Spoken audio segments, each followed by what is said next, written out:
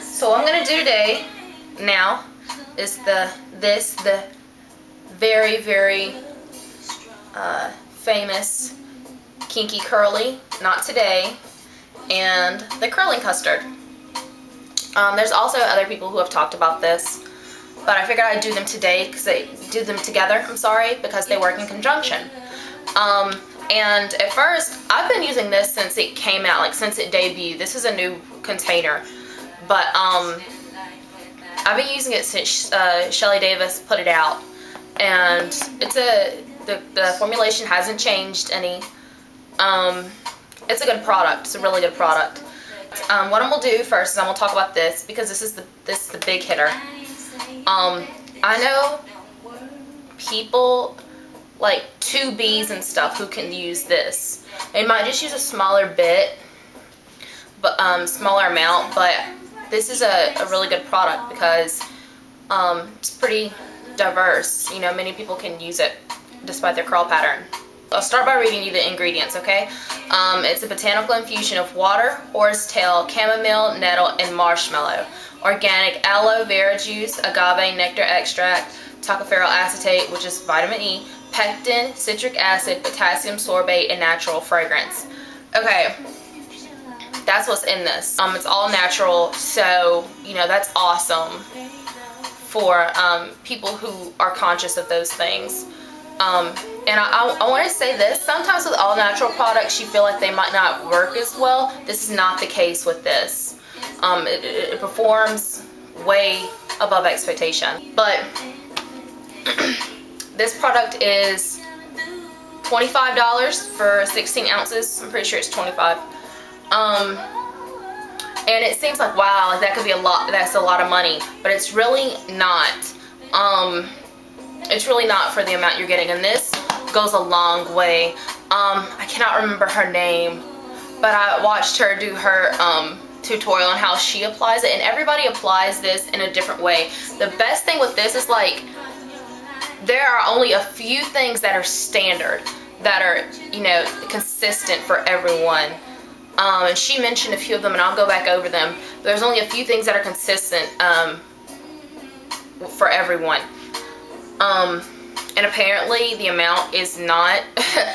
For me, I don't use a lot, and you shouldn't. It's best with this product, it's best to start out with too little as opposed to too much, because if you use too much, your hair is going to be a greasy mess, a greasy jerry curl hot mess. You're gonna look like the Soul Glow. Like, you know, you don't want that. I didn't want that. I don't know anybody who wants that look. But I use, seriously, oh, it smells really good too. Men really like the smell of this. Thing about it is that you want this to go on soaking wet hair. This product works best on really, really wet hair. Also, you want basically clean hair when you're using this. I don't know what it is. The hair does not, this product does not like oils. So if you decide you don't want to use the not today, do not use a leave-in that has oils in it, because you're going to have frizziness. It's just going to be nasty. You also don't want something that has glycerin in it. No, you do not want anything that has glycerin, a high glycerin content in it, because that will mess you up as well. How I put mine in, and I feel like it's best to do it this way, that way you're not using excess product. Because, you know, even if you're getting a lot of bang for your buck, it's still $25. And if you're a baller, go for it. But I'm not a baller. So I like to use as little as I possibly can, so as long as it's still effective. And I'll get to this later. This isn't what ends up running you the money. It's this that runs you the money. But what you want to do is section off your hair. Make sure your hair is drenched. It's saturated with a good leave-in that does not contain glycerin or oils. And they say don't comb it through, but I like to comb mine through. Actually, I use my Denman D4 to go through it, and that really clumps the curls a lot better. First of all, what I'll do is I'll apply my leave-in to my whole head, and then apply this to my whole head, right? I think that goes ahead and lets the defrizzing process start. But what I'll do is then I'll go through from the back. I'll start from the back and part my hair, section off my hair. Put a little bit more leave-in in this section. When I say a little bit, it's like not even a dime size. Put it in. Take my D4, detangle. Then I'll take this stuff, and I use about a dime size for this. I start with a dime. You know, less is more. You can always build up, but you can't take off. So, I'll start with like a dime size, maybe a nickel, depending on how big the section is. And I start from like mostly the middle part of my hair, and I'll go down. And if you don't get this on your root, it's not gonna lay down. It depends on how big you want your hair to be, though. If you like your hair pretty flat, then make sure you apply it to your roots. But if not, then, you know, don't worry about it. But I go through with my fingers. Sometimes I'll use my brush again. Or I won't brush the detangler through, and then I'll wait and do it. I'll wait and brush it through after I put the KCC on.